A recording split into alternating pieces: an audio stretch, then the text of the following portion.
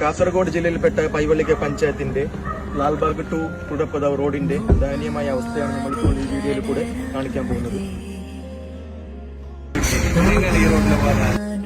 സിക്കുമേരി കൂടപ്പതാവ് road ഭയങ്കര ദുരവസ്ഥയിലാണ്.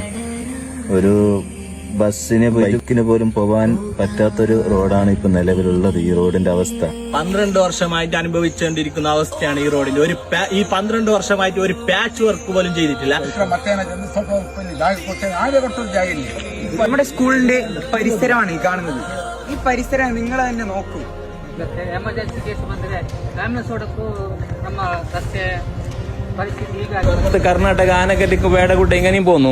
Road എല്ലാം കലങ്ങിയിട്ട് പോയി. എല്ലാ ഒരു വാഹനവും വരുന്നില്ല. ഇതാണ് റോഡ് അവസ്ഥ. വോട്ട് സമയത്ത് എല്ലാവരും വോട്ട് ഇട്ട് കൊടുക്കുന്നു. അപ്പോൾ നമ്മൾ റോഡ് അവസ്ഥ പോയി നോക്കിയല്ലേ. ഇനിയും അവർ ഇതിനെ കണ്ണു തുറക്കുന്നില്ല എങ്കിൽ ഞങ്ങൾ PWD ഓഫീസിലേക്ക് മാർച്ച് ചെയ്യാൻ പോലും തയ്യാറായിരിക്കുകയാണ്. ചോദ്യം ചോദിക്കുക തന്നെ ചെയ്യും, ഉത്തരം തന്നേ പറ്റൂ.